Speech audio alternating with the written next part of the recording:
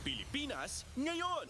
Narito na ang pinakamainit na mga balita na nakalap sa bawat sulok ng bansa. Ihahatid sa bawat Pilipino saan man kayo sa mundo. Ang Pilipinas ngayon. Pakinggan ang bawat kaganapan sa bawat lalawigan. Ito ang Pilipinas ngayon.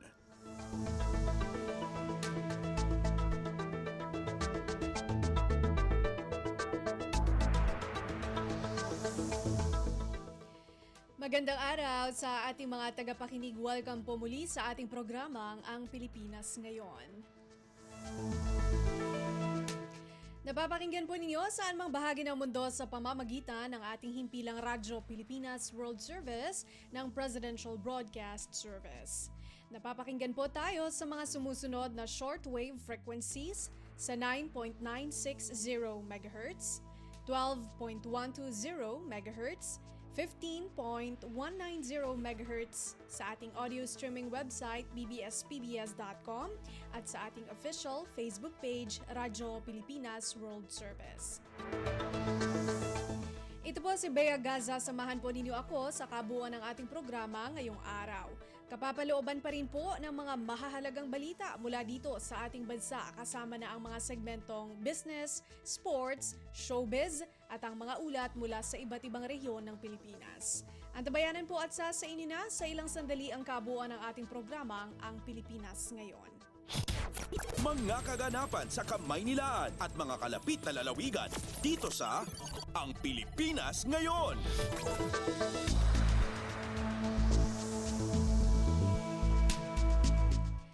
Sa ating mga balita, marami nang naging katagumpayan ang administrasyon ni Pangulong Ferdinand R. Marcos Jr. wala pang 2 taon sa termino. Ayon kay Pangulong Marcos, bunga ito ng pagkakaisa, pagiging bukas at mapag-engganyong paraan. And the reason is that because we have been working together. We have been following the same plan. We have come together na nakipag-ugnayan tayo. Ano bang problema doon sa inyong region, sa iyong probinsya, sa iyong bayan? At pinakinggan natin silang lahat ng hindi lamang yung mga political leader, kundi pati na ang taong bayan. At nakinig tayo. Kaya naman umaasa si Pangulong Marcos na susuportahan ng mga Pilipino ang kaniyang partido sa susunod na eleksyon para maipagpatuloy ang advokasya nito para sa ekonomiya at kapakanan ng taong bayan. Sa darating na halalan ay maliwanag na ang taong bayan dito sa Pilipinas ay talaga sinasabi, maganda itong ginagawa natin na sabay-sabay tayo tumutulong. And that is why we are trying to engage all of the different political, shall we say, factions to our own advocacy. And that advocacy is really for the development, sa kabubuti ng ating bansa, sa pagpaganda ng ating ekonomiya, sa pagbabantay sa pang-araw-araw na buhay ng bawat Pilipino. Si Pangulong Ferdinand R. Marcos Jr. Pasada ng mga balita mula sa Pilipinas para sa mga Pilipino saan man sa mundo. Ang Pilipinas Ngayon. Umabot na sa 5.7 na bilyong piso ang pinsala ng El Nino phenomenon sa sektor ng agrikultura. Ayon sa Department of Agriculture, pinakamalaking naapektuhan ang bigas na sinundan ng produksyon ng mais. Pinakaapektadong lugar naman ang Mimaropa Region na aabot sa 1.71 bilyong piso. Gayunpaman, 58,000 hektarya lamang ng rice production ang naapektuhan na tanging 2.27% lang ng kabuang 2 milyong hektarya ng lupang tinaniman sa bansa. Sinabi ni Agriculture Assistant Secretary Arnel de Mesa, malaking tulong ang ginawang pagplano, rehabilitasyon at mitigation measures ng DA para maibsan ang epekto ng El Nino phenomenon. Kumpleto, detalyadong balitaan, di papahuli sa mahahalagang kaganapan. Kamustahin ang inang bayan, ang Pilipinas Ngayon. 9 na Samantala, umabot na sa 5.18 bilyong piso ang naipagkaloob na tulong ng gobyerno sa mga magsasaka at mangingisda na naapektuhan ng El Nino phenomenon. Ayon kay Agriculture Assistant Secretary Arnel de Mesa, kabilang narito ang Rice Farmers Financial Assistance o RFFA na nagkakahalaga ng 1.65 bilyong piso at 658 milyong piso na halaga ng fertilizers, water pumps at engines. Nagbigay rin aniya ang Department of Agriculture o DA ng 274.46 na milyong pisong halaga ng irigasyon. 77.50 milyong piso na halaga ng survival and recovery loan, 67.73 milyong pisong halaga ng insurance benefits para sa mga magsasaka at 65.35 milyong pisong halaga ng composting facilities.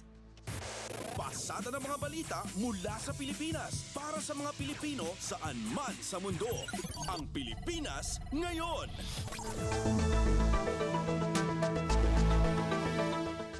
Mula pa rin sa kagawaran ng agrikultura, sapat na supply ng bigas tiniyak ng Department of Agriculture o DA sa kabila ng bahagyang pagbaba sa lokal na produksyon. May report si Marian Bastasa. Siniguro ng Department of Agriculture na nananatiling sapat ang supply ng bigas sa bansa para sa buong taon sa kabila ng bagyang pagbaba sa lokal na produksyon. Kasunod ito ng report ng Philippine Statistics Authority kung saan bumaba sa 4.68 milyong metriko tonelada ang rice production mula Enero hanggang Marso mula sa 4.78 milyong metriko tonelada sa kaparehong period noong nakaraang taon.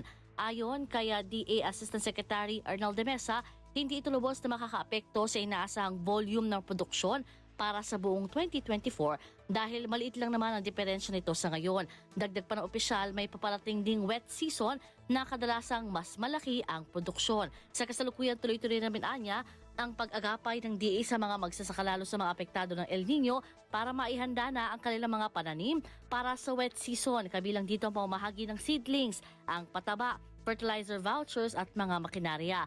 Bukod naman sa lokal na produksyon, tinukoy rin ni Asik de Mesa ang pag-aangkat ng bigas na tuloy-tuloy rin para masiguro ang sapat na supply sa bansa. Ito si Marian Bastasa para sa Radyo Pilipinas.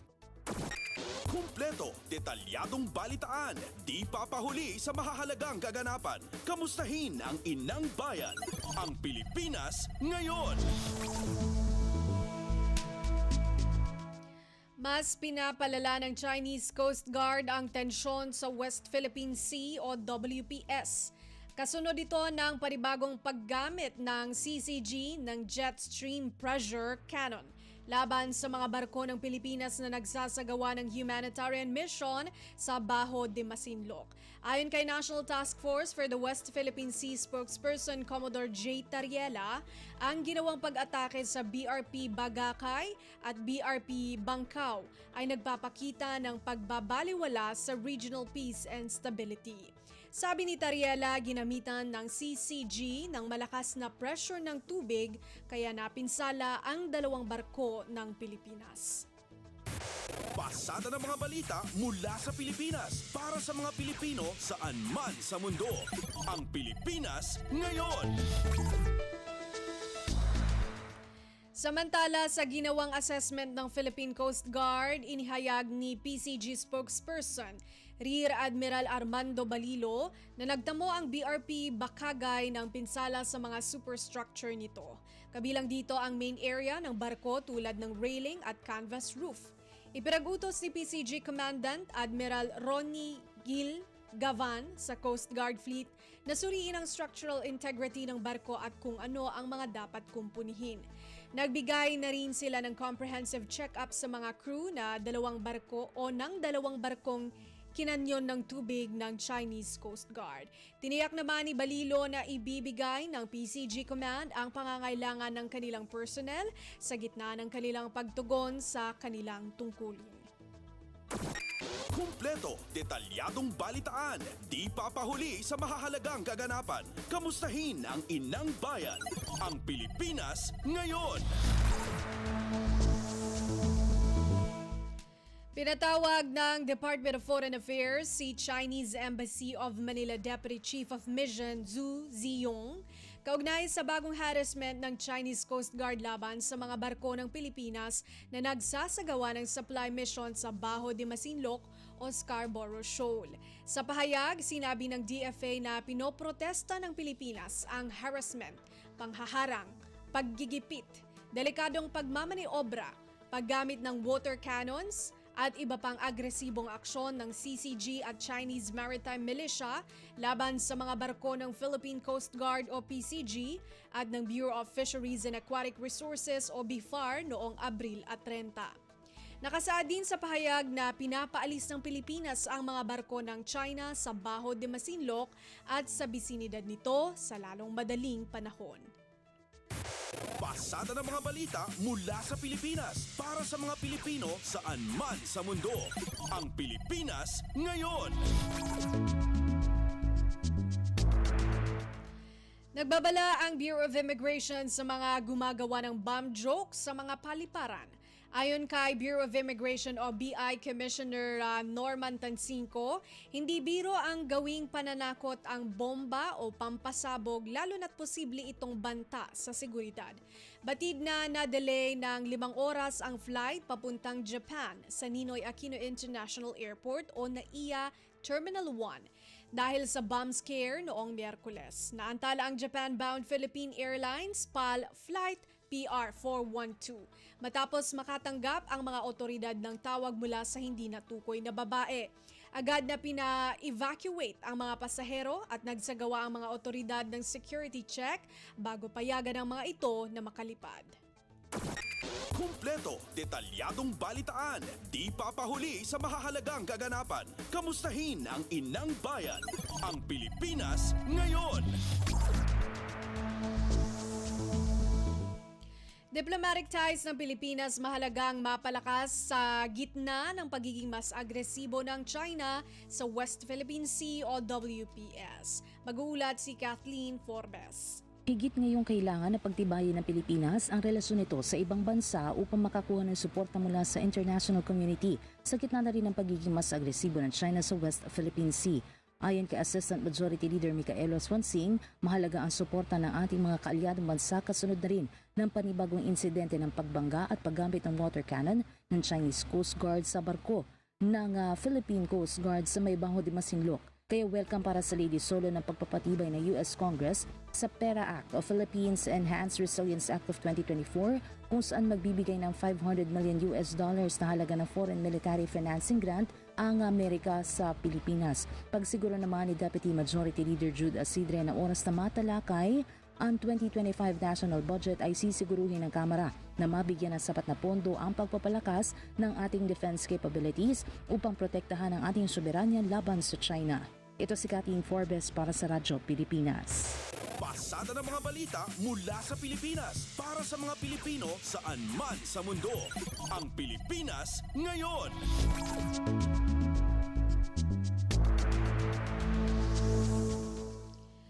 Senador Monbong Revilla Jr. inayunan ang suhestyon na ibalik na ang dating school calendar ng mga estudyante.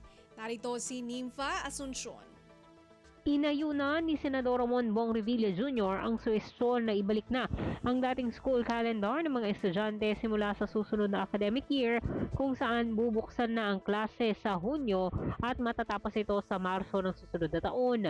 Naintindihan na niya ng Senador ang hinaing ng mga estudyante, magulang, mga guro at maging ng mga non-teaching personnel ng mga paaralan tungkol sa papainit na panahon na nagdudulot ng pasakit at panganib sa kalusugan. Kaya naman git ni Revilla, mainam na ibalik na lang ang dating school calendar para hindi na umabot sa mainit na buwan gaya ng Abril at Mayo ang pasok ng mga mag-aaral. Pinunto rin naman babatasan nitong mga nakalipas sa linggo ay hindi rin naman face-to-face ang nagiging klase kaya dapat na talagang ibalik ang dating schedule para hindi na rin mabawasan ang school days na pumapasok ng pisikal ang mga estudyante. Binigyang din ni Revilla na ang prioridad dapat ay ang pagtitiyak ng kaligtasan ng mga mag-aaral. Ito si Nympha Asuncion para sa Radyo Pilipinas. Kumpleto, detalyadong balitaan, di papahuli sa mahahalagang kaganapan. Kamustahin ang inang bayan, ang Pilipinas ngayon. At yan ang ating nakalap ng mga national news. Narito naman po ang mga balita mula sa ating mga kasamahan sa iba't ibang mga rehiyon dito sa ating bansa para sa ating regional news ngayong araw na ito. Balita mula sa lalawigan sa bawat rehiyon ng ating bayan. Dito sa Ang Pilipinas Ngayon.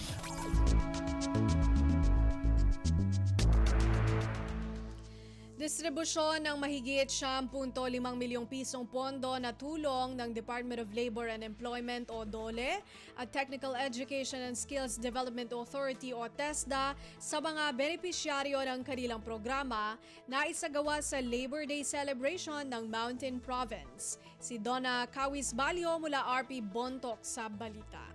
Naisayangkat iti Labor Day celebration ti Mountain Province ti distribution ti nasruk 9.5 million pesos at tulong ti Department of Labor and Employment wenno DOLE ken TESDA kadagiti benepisyaryo ti programa da. Agatad nasruk 2.5 million pesos tinyawat ti DOLE iti munisipyo ti Sabangan para iti livelihood projects ti 50 ket 7 a benepisyaryo. Lagpas 1.5 million peso met tinaited iti Bontoc para kadagiti individual, parientes ti child laborers ken miyembro ti Maligkong Farmers and Irrigation Association. Adamat na awat ti provincial government ang nasruk 3 milyon piso para iti tupad ken livelihood assistance kadagiti rebel returnees, parolees ken probationers ken dagiti napili nga individual. Naiawat pa iti DOLE ti sweldo dagiti benepisyaryo ti government internship program ken nasruk upat gasut at tupad workers ang napondoan manipod iti nasruk 2.2 million pesos a pondo tinasruk 900,000 pesos ditoy ket nagapo iti opisina ni Senador Risa Ontiveros. Narpos na Bontoc, Donna Kawis-Balyo para sa Radyo Pilipinas World Service. Balita mula sa lalawigan sa bawat rehiyon ng ating bayan. Dito sa Ang Pilipinas Ngayon. Maraming salamat kay Donna Kawis-Balyo. Tupad Government Internship Program o GIP Payout, DOLE Integrated Livelihood Program o DILP at kadiwa ng Pangulo ilan sa mga tampok na aktibidad sa selebrasyon ng 122nd Labor Day sa lalawigan ng Kalinga. Ang detalye mula kay Amelia Bumatnong ng RP Tabuk. Naduma-dumang aktibidad iti naisiyangkat para iti may kasangagasot ken 20 katwa selebrasyon ti Labor Day ti daytoy Mayo o 1 iti probinsya a Kalinga. May sakadagito iti payout dagiti benepisyaryo iti tulong panghanap buhay para sa ating disadvantaged o displaced workers kuno tupad ken Government Internship Program o GIP iti Department of Labor and Employment. Nasurok 5 gasot a benepisyaryo ti tupad iti imawat iti 4,300 pesos sa sweldo manipod iti panagtrabaho da iti 10 aldaw. Kastamot nga da iti 143 a GIP nga imawat matlagi ti sweldo da base iti aldaw a nagubraan da. May naigiti daytoy inyibkas ti Governor James Duba iti mensahe na kadagiti benepisyaryo panggap iti tulong ken kinapatag dagiti programa iti gobyerno. Kabayatan na nai-award iti cheque para kadagiti benepisyaryo iti DOLE Integrated Livelihood Program, partikular dagiti napili a 40 ambulant vendors ti probinsya ken Gilgila Women's Association. Malaksit kadagiti programa iti DOLE na ilukat iti kadiwa ng Pangulo aparte matlag iti nasao at selebrasyon. Na dumaduma a lokal a produkto ti probinsya iti nailako tinalaklak a presyo. Manipod DZRT Tabuk, Amelia Bumatong, Radyo Pilipinas, World Service. Balita mula sa lalawigan sa bawat rehiyon ng ating bayan. Dito sa Ang Pilipinas Ngayon. Maraming salamat, Amelia Bumatnong. Philippine Drug Enforcement Agency o PDEA Pangasinan maigting pa rin sa pagsagawa ng advocacy campaign kontra droga. Magbabalita si Sara Kayabyab ng RP Dagupan. Malat ninsan siya so pangikukurang na sa Philippine Drug Enforcement Agency o PDEA, pinalabanan sa iligal ya droga jadluyaga Pangasinan.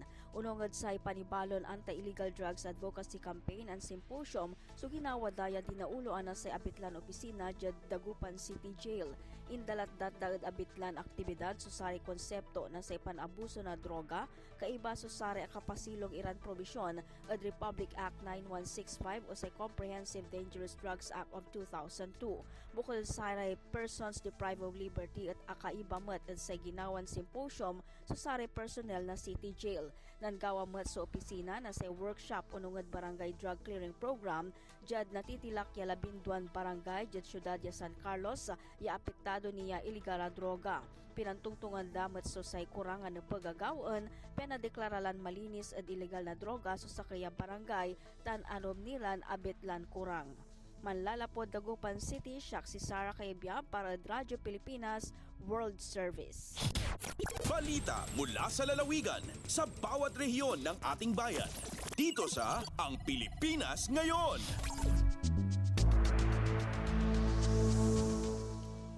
Maraming salamat, Sara Cayabyab. Rural-based women in rice farming focusing on black rice inilunsad para sa kababaihan ng Tagkawayan, Quezon. Magbabalita si May Formaran ng RP Lucena. Ang proyektong Rural-Based Women in Rice Farming focusing on black rice para sa mga kababaihan sa Tagkawayan, Quezon sa ilalim ng masaganang agrikultura, maunlad na ekonomiya ng tanggapan ng pambayang agrikultur. Ayon sa pabatid ng Tagkawayan LGU, ang proyekto ay nakasentro para lamang sa mga kababaihang magpapalay. Nilalayo ng proyekto na maipakilala sa merkado ang isang uri ng special rice na kung tawagin ay black rice at mahikayat ang mga lokal na magsasaka na magtanim ng ganitong uri ng bigas. Pinaplano din ng tanggapan ng pambayang agrikultur na mapataas ang halaga ng kanilang ani sa pamamagitan ng value adding sa maipuproduce na black rice ng mga kababaihang magpapalay. Ang black rice o mas kilala bilang forbidden rice ay may mataas na fiber at nagtataglay ng antioxidants na nakakabuti sa kalusugan.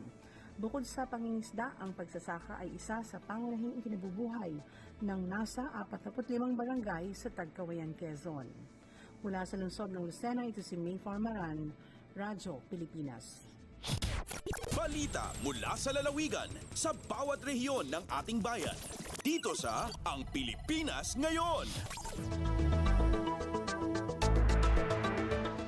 Maraming salamat kay May Formaran. Liblib na barangay sa bayan ng Catarman, Northern Samar, may bagong paaralan, health station at water supply system. Mula RP Calbayog mag-uulat si Zuzette Pretensio. May bago nga eskwelahan, health station ngan water supply system nga may 8 nga gripo ang barangay San Julian, usa nga interior nga barangay sa bungto San Catarman nga may 18 kilometros nga distansya tikang sa poblasyon. Ginpangunahan ni Catarman Municipal Mayor Antet Rosales, Department of the Interior and Local Government o DILG Northern Samar Program Manager Eduardo Diaz, ngan Barangay Captain Sani Kagerhan, ang blessing, inauguration ngan turnover sa mga ginsiring nga proyekto.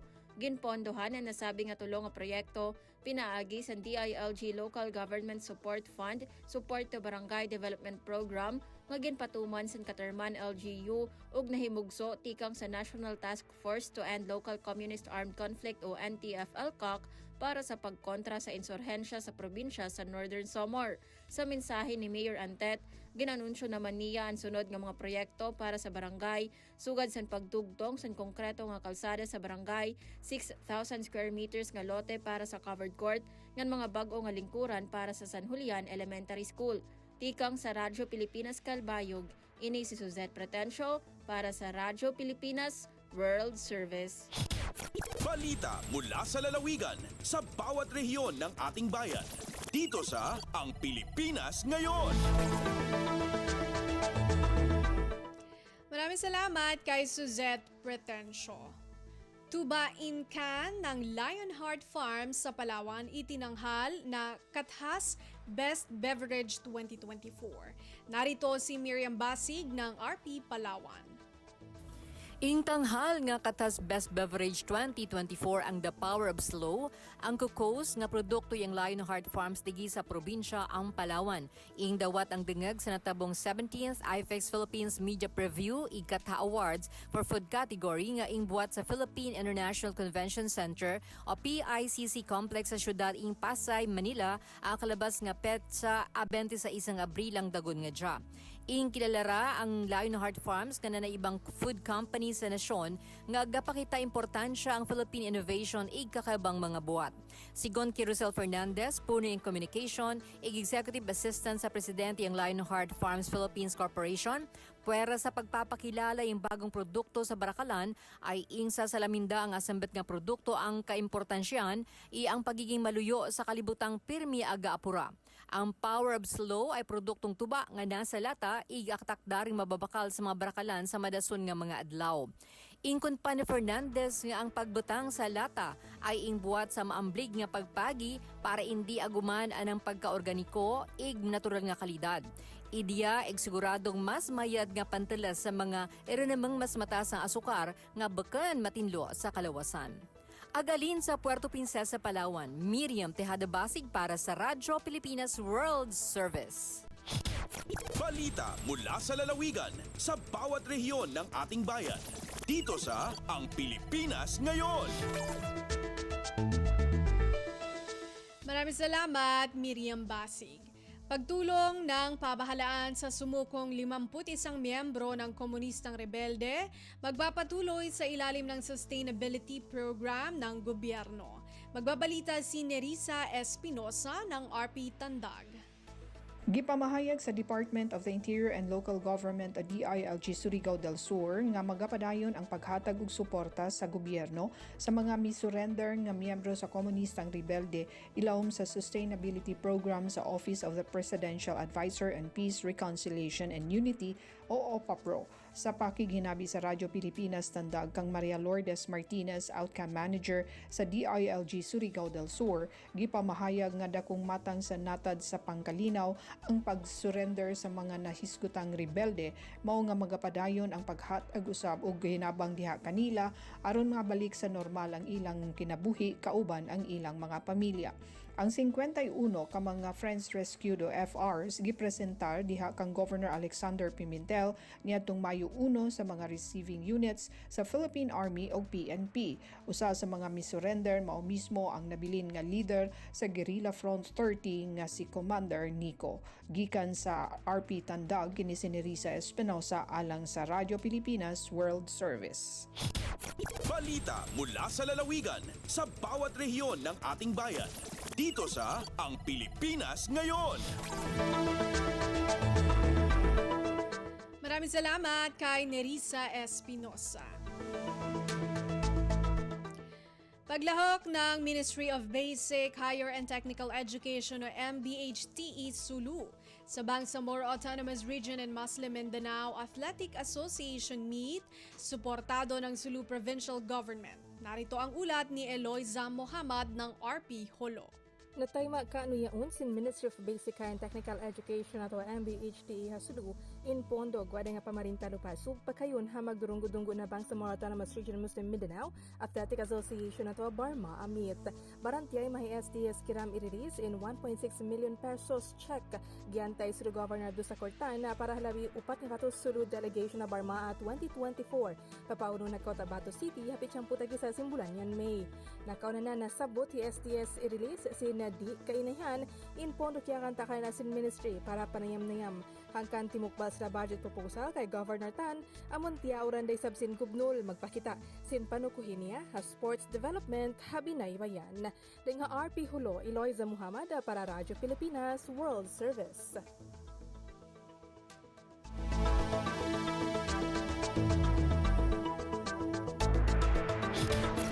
Balita mula sa lalawigan sa bawat rehiyon ng ating bayan. Dito sa Ang Pilipinas Ngayon. Maraming salamat kay Eloisa Mohamad. Narinig po ninyo ang kabuuan ng mga balita mula po sa iba't ibang lalawigan dito sa Pilipinas sa pamamagitan po ng ating regional news.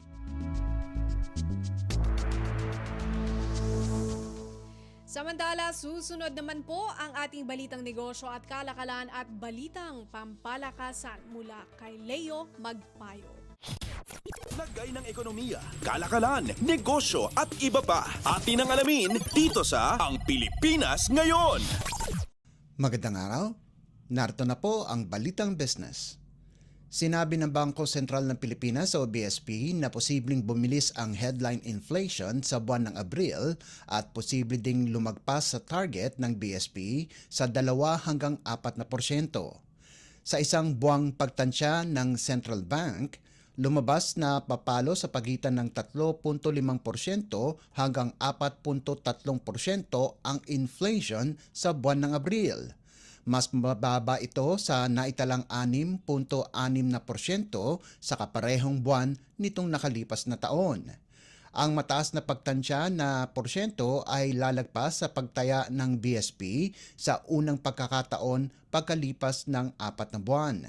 Sa kabilang banda, ang mababang pagtansya ay magiging mababa kumpara sa 3.7% inflation na naitala noong Marso. Nakatakdang ilabas ng Philippine Statistics Authority o PSA ang datos sa April inflation itong darating na Mayo 7.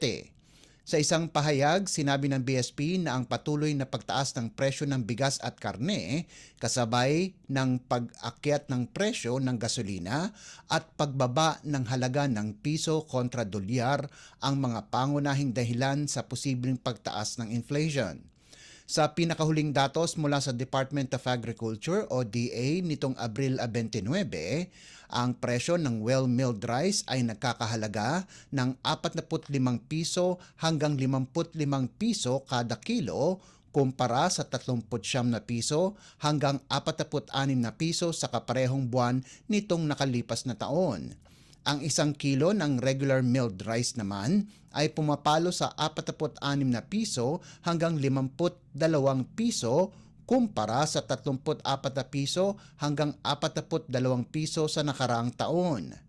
Para sa buwan ng Abril, lumalabas na tumaas ang presyo ng gasolina ng 2 piso at 25 sentimo kada kilo at 50 sentimo sa kada litro ng diesel. Sa kabilang banda, bumaba naman ang presyo ng kerosina ng 80 sentimo kada litro. Nitong unang bahagi ng Abril, bumagsak ang piso kontra sa dolyar sa halos 17 buwan simula pa noong Nobyembre taong 2022 sa 57 piso. Sinabi naman ni BSP Governor Eli Remolona Jr. na handa ang BSP para pangasiwaan ang hindi inaasahang paggalaw at sobrang pagbabago sa mga presyo. Ayon kay Remolona, ang pagbaba ng piso kontra dolyar ay dahil sa paglakas ng dolyar sa gitna ng sigalot sa Middle East. Lagay ng ekonomiya, kalakalan, negosyo at iba pa. Atin ang alamin dito sa Ang Pilipinas Ngayon. Inaasahan ng Pilipinas na magkakaroon ng unang bugso ng negosasyon para sa isang Comprehensive Economic Partnership Agreement sa United Arab Emirates o UAE sa susunod na linggo na may layuning matapos ang usapin sa loob ng taon. Sinabi ni Department of Trade and Industry o DTI Undersecretary Alan Gepti na ang unang bugso ng usapin ay magsisimula sa Mayo 6. Ayon kay Gepti, isang mahalagang usapin ang Free Trade Agreement o FTA sa pagitan ng Pilipinas at UAE dahil madaming Pilipinong profesional at may mga negosyo din sa UAE. Sinabi ni Gepti na sakop ng kasunduan ang market access, intellectual property, competition, digital trade at government procurement. Dagdag ni Gepti na ang negosasyon ay magsasalit-salitan sa UAE at sa Pilipinas na unang magsisimula sa Dubai. Ayon sa Tradeline Philippines, ang kabuang kalakalan sa pagitan ng Pilipinas at UAE ay tumaas ng lagpas 5% sa 1.9 bilyong dolyar nitong taong 2023. Lagay ng ekonomiya, kalakalan, negosyo at iba pa. Atin ang alamin dito sa Ang Pilipinas Ngayon. Sinabi ng Department of Agriculture o DA na ang mga inangkat na isda ay isinaayos para siguruhin na sapat ang supply kapag may mga palaisdaan na sarado para bigyan ng panahon ang mga iba't ibang klaseng isda na dumami at lumaki. Ayon kay Agriculture Assistant Secretary at Spokesperson Arnel de Mesa, mayroong preparasyon bago magsimula ang closed fishing season para malaman kung gaano kalaki ang kulang sa supply. Nitong nakarang linggo, inaprubahan ng DA ang pag-angkat ng 25,000 metriko tonelada ng pelagic fish para sa inaasahang 3 buwang pagsasara sa mga palaisdaan nito. Sa ilalim ng Memorandum Order No. 17, ibibigay ang 80% o 20,000 metriko tonelada sa commercial fishing operations habang ang nalalabing 20% o 5,000 metriko tonelada ay mapupunta sa fisheries associations o kooperatiba. Sinabi ni De Mesa ang kinaganda ay nalalaman kaagad kung kailan magsasara ang mga palaisdaan kaya magagawan kaagad ito ng paraan. Dahil magsasara muli ang mga palaisdaan sa Hilagang Silangang Palawan sa unang araw ng Nobyembre at pagdating naman ng Nobyembre 15 ay magsasara naman sa Visayas. Ang pangingisda ng sardinas sa Hilagang Palawan ay ipinagbabawal mula Nobyembre 1 hanggang Enero 31 habang ang tawilis at makrel ay bawal hulihin sa Visayan Sea mula Nobyembre 15 hanggang Pebrero 15. Lagay ng ekonomiya, kalakalan, negosyo at iba pa. Atin ang alamin dito sa Ang Pilipinas Ngayon. At para naman sa sports balita, updates at pinakahuling mga usapin sa mundo ng palakasan. Atin ang pakinggan dito sa Ang Pilipinas Ngayon.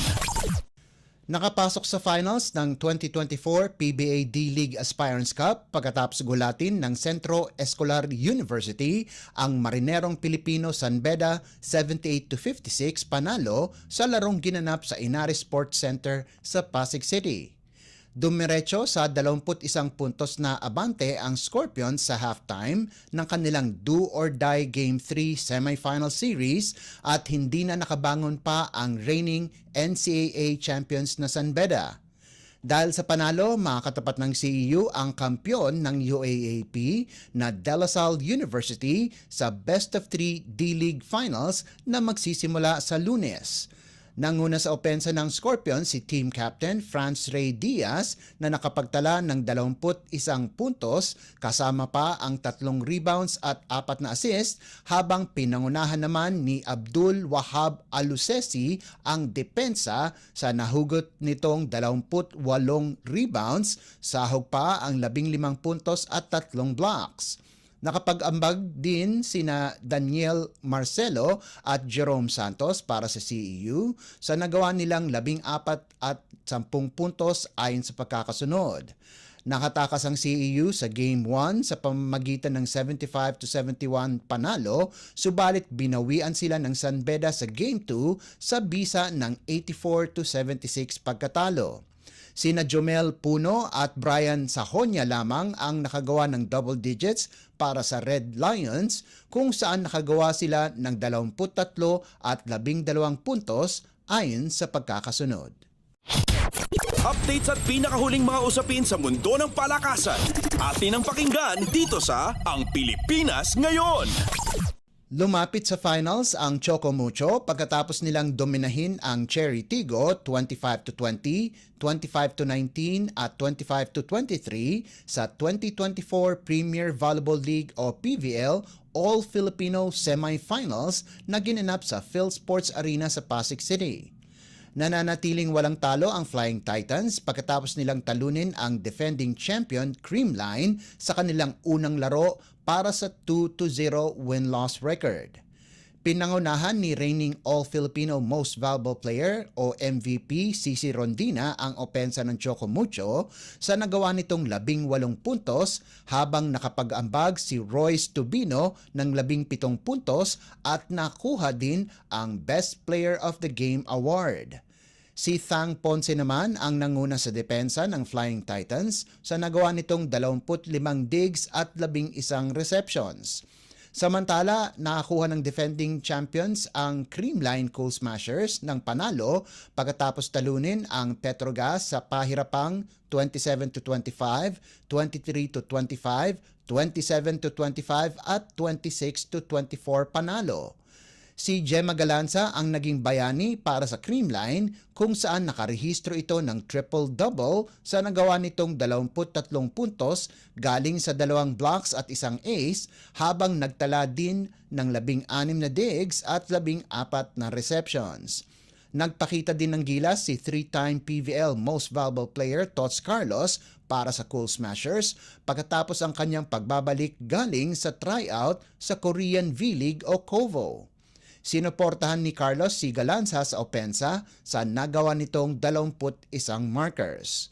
Susunod na makakalaban ng Creamline ay ang Crossovers habang magtatapat naman ang Flying Titans at Petrogas. Updates at pinakahuling mga usapin sa mundo ng palakasan. Atin ang pakinggan dito sa Ang Pilipinas Ngayon. Ilang tulog na lang at magiging Pilipino na si San Miguel import Benny Boatwright Jr. dahil gumugulong na ang naturalization process nito para maging miyembro ng Gilas Pilipinas. Ito ay pagkatapos na formal na inihain ng chairman ng Samahang Basketball ng Pilipinas o SBP at Senador Sani Angara ang Senate Bill No. 2646 na magbibigay daan para sa Filipino citizenship ni Boatwright. Inihain naman ni SBP Vice Chairman at Antipolo City Congressman Robby Puno ang kaparehong panukala sa Kongreso para mas mapabilis ang proseso ng kanyang naturalization. Ayon kay Senador Angara, malaking tulong ang may aambag ni Boatwright sa Gilas Pilipinas para makapagsabayan sa international tournaments kagaya ng Asian Games, World Cup at posible din sa Olympics. Una nang nagkasundo si SBP President Al Panlilio at Boatwright at sinabi nitong pasok sa sistema ng Gilas ang kakayahan ni Boatwright. Updates at pinakahuling mga usapin sa mundo ng palakasan. Atin ang pakinggan dito sa Ang Pilipinas Ngayon. At yan ang pinakahuling balita sa larangan ng palakasan. Para sa Radyo Pilipinas World Service, ito po si Leo Magpayo. Magandang araw. Updates at pinakahuling mga usapin sa mundo ng palakasan. Atin ang pakinggan dito sa Ang Pilipinas Ngayon.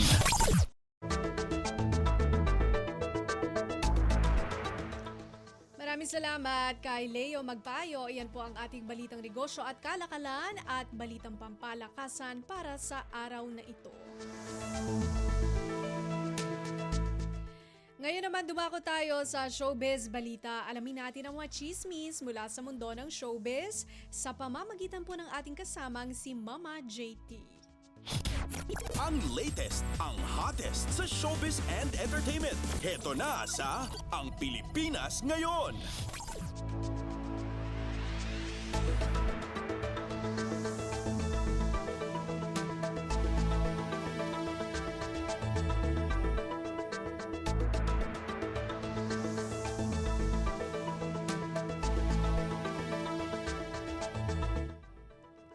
Hello, magandang araw sa ating mga chismoso at chismosang nag-aabang ng ating balitang artista. Nandito na si Mama JT para magatid ng mga trending na balita sa mundo ng showbiz. Ito na ang ratsyada ng mga chika.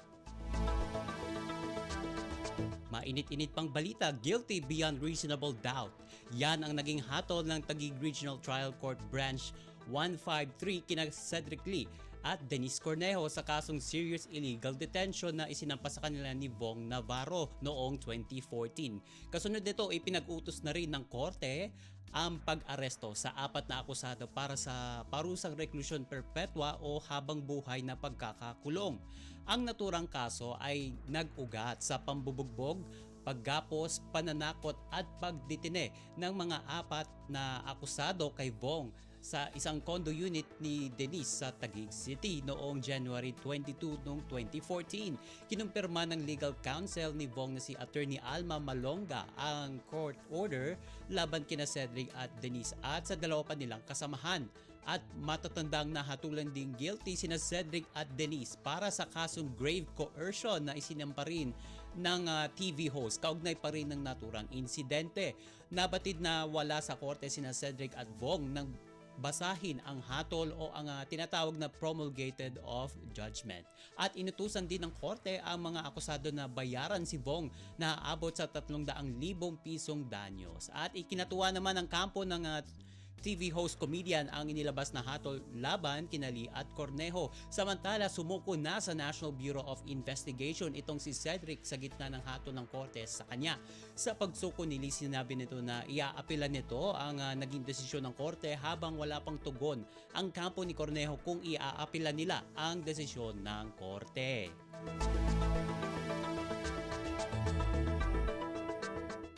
Samantala, sa ibang chika natin for today, usap-usapan ngayon sa social media ang di umano'y insidente sa pagitan ng kapamilya actress na si Francine Diaz at ng bandang Orange and Lemons. Parehas kasi sila na naging guest performers sa isang event sa San Jose Occidental, Mindoro. Sa video na in-upload ng ilang netizens sa social media platform na X, bigla na lang tinawag ng host ng nasabing event si Francine habang abala ang Orange and Lemons sa pagsiset-up para sa kanilang performance.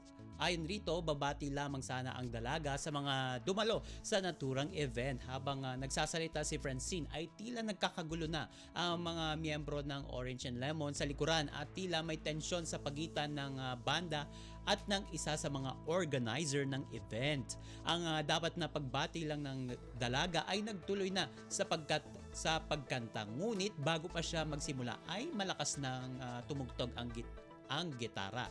At dahil nga sa pagtugtog ng gitara ay hindi na naririnig ni Francine ang music, kaya sumenya sa ito at nag-adlib na sa mga tao na sumabay sa kanyang pagkanta. Samantala, may video rin sa X platform kung saan mapapanood na habang kumakanta ang kapamilya star ay nag-aayos na ng gamit ang Orange and Lemons at ang kapamilya star ay nag-aayos na ng gamit ang Orange and Lemons at tila nag-walkout raw ayon sa ilang netizens.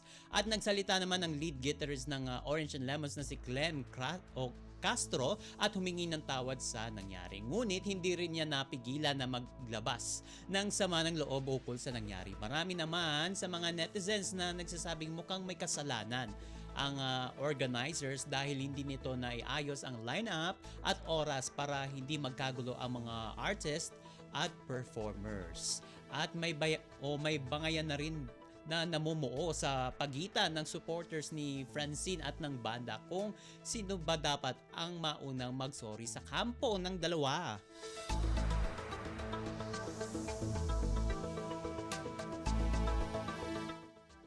At sa uli natin chika for today, hindi lang pang universe ang ganda ni Miss Universe 2015 PIA Awards ba kundi sa fashion world din.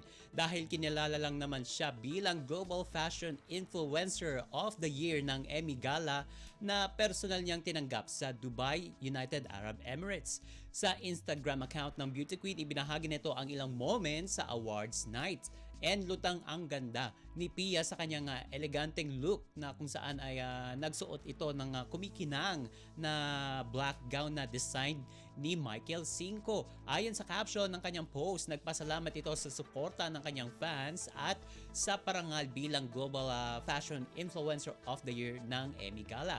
Mensahe pa niya, quote and unquote, "Let's keep inspiring and empowering each other through style and creativity." At sa kanyang acceptance speech, inihayag ni Pia ang kanyang pasasalamat lalo na't nagagamit niya ang kanyang plataforma upang himukin ang marami na magkaroon ng impact at purpose sa buhay. Sinabi rin ng Beauty Queen na ito rin ang kanyang paraan para makatulong sa komunidad.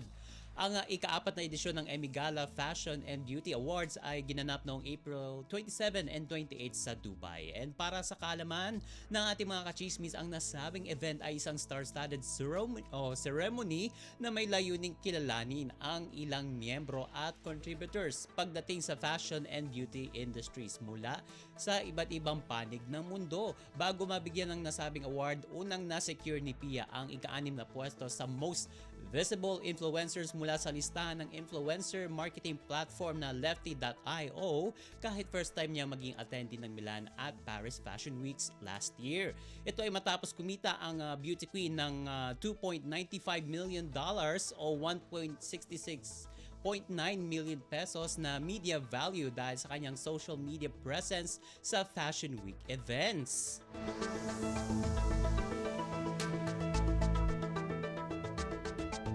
And OMG, wala na tayong oras para sa ating balitang artista. Maraming salamat mga kachismis sa pakikinig sa aking mga chika for today. Ako po si Mama JT para sa Radyo Pilipinas World Service. Ang latest, ang hottest sa showbiz and entertainment. Heto na sa Ang Pilipinas Ngayon.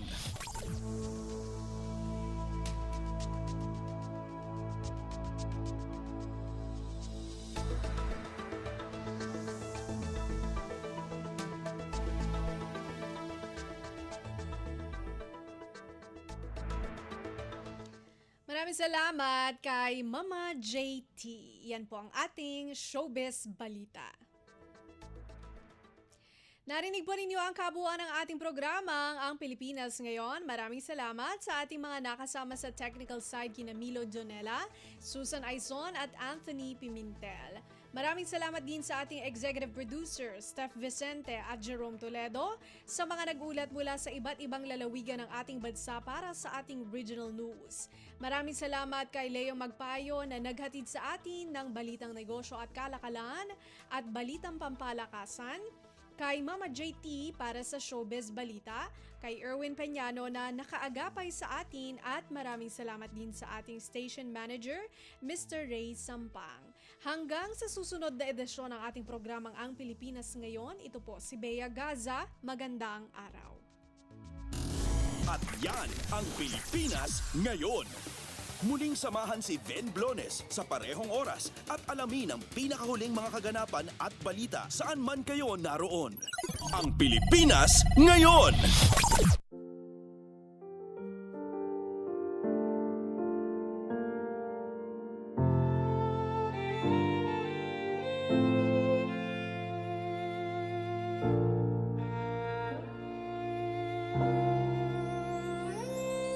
Ang tanging may pamamaan ako'y edukasyong Pilipino. Tinuturong galing at talino para maabot ang pangarap mo. Ang tanging handog ko sa'yo'y edukasyong Pilipino. Diskarting mula sa puso, mamamangha ang mundo.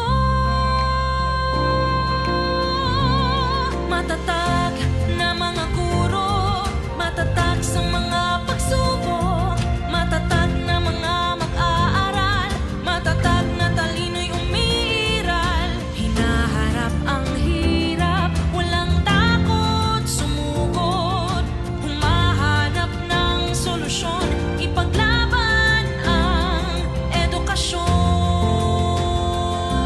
Kabataang Pilipino, Muslim o Kristiyano, lahat ng paniniwala